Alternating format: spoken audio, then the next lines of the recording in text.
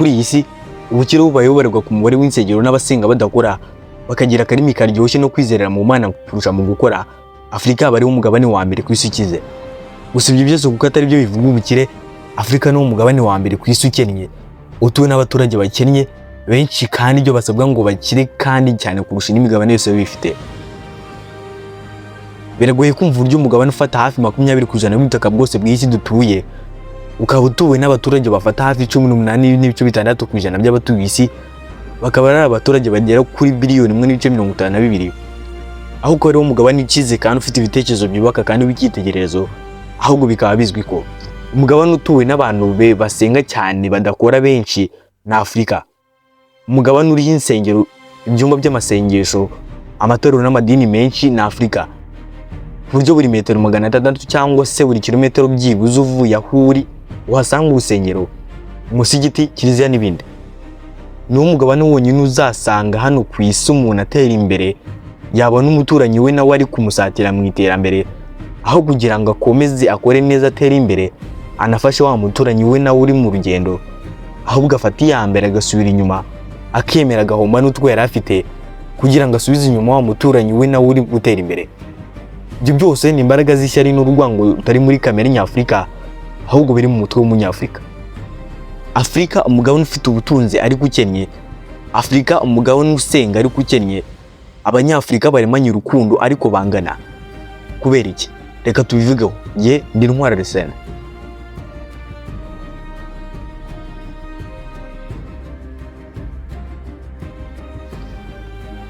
Ni gake cyane uzumva kuri uyu mugabane wa Afrika atari kuvuga intambara hagati y'abavandimwe, ibihugu by'ibituranyi, abaturage bahuje abakurambere basa kandi rimwe na rimwe bavuga n'ururimi rumwe.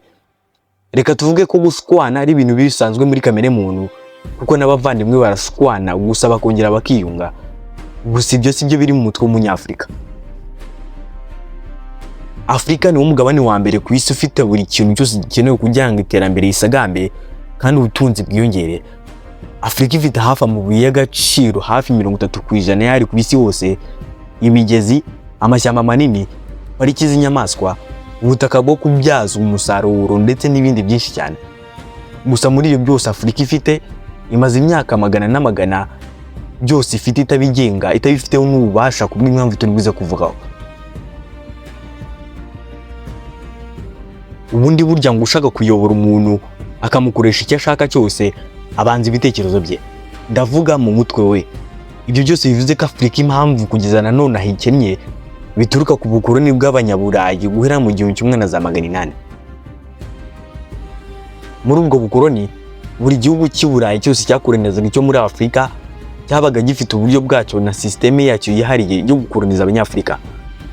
Muri izo harimo direct law yakoreshwaga cyane cyane n'Abafaransa, indirect law yakoreshwaga cyane cyane n'Ubwongereza, forced labor, settled colonization ndetse na divide and rule. Muri izo rero nubwo nta nimwe yari nziza, gusa ibi birarutanwa. Iyo twita divide and rule ni isa nk'ari yo ntandaro y'ubukene ku mubiri ndetse no mu mutwe bw'abanyafrika. Iyi divide and rule yari systeme yakoreshwaga n'abakorenezaga bose, aho bazaga bateranya inshuti n'abavandimwe, ni ukuvuga abanyafrika bose bakabumvisha uburyo batari bamwe, aha bariho hakomoka amoko n'ivangura mu banyafrika, hanyuma wabatandukanyije rero wa mukoroni nyuma kazana none akabumvisha uburemere bw'amakosa bakoze, hanyuma akabayobora bumva ko ari ufite ibitekerezo biri hejuru, bo bagatandukanya gutyo. Aha bariho hakomoka inzangano gati y'abanyafrika ubwabo bagatungana gatoki, aho guhuriza hamwe imbaraga zo kwiteza imbere. Ibyo byaje gutuma byinshi mu byari ibirombe bya zahabu, byama n'ibindi by'abanyafrika biza kuba iby'abanyamahanga, hanyuma abanyafrika bagasigara barwanira duke basigaranye. Muri make rero intandaro y'ubukene bw'abanyafrika ni bwa bukoroni bw'abanyaburayi bwitwaga ko bwarangiye, ariko bukaba bukiriho mu isura nshya, aho buri gihugu cyose cyo muri Afrika cyumva cyafatanya n'igihugu cyo hanze muri yanze ya Afrika, aho kugira ngo gifatanye n'igihugu cy'abaturanyi cyo muri Afrika. The most praying continent on this planet Earth is Africa. Most praying. If you research and if you see, Most churches, every 600 meter or 100 meter or 1 kilometer, you will find a church. Most poorest continent is Africa. Why? Not a coincidence. Do you have answer? We don't need churches. We don't need temples. I am pastor myself. We need schools. We need hospitals. We need industries. That is where the life is. God is not telling to build church and pray me there. You pray where you are. You need correct policies to change the people's life. By praying, if it is changed, then we cannot be poor. God says you can't just pray, you work. Make the policies. If I'm wrong, please tell me. No, you're saying the truth. Not wrong. It's a bitter truth. We believe that we go to church or a temple or mosque, our problem will be sorted out. No, then we cannot be poor. We could be the richest. And we have the most mineral deposit in the world. Look at the opposite. These people who are outside, they don't have anything, but they are richer. Because they see the opportunities there. There is no churches like what we have. That means not that they are not Christian. No, They are Christian. they are. They do pray.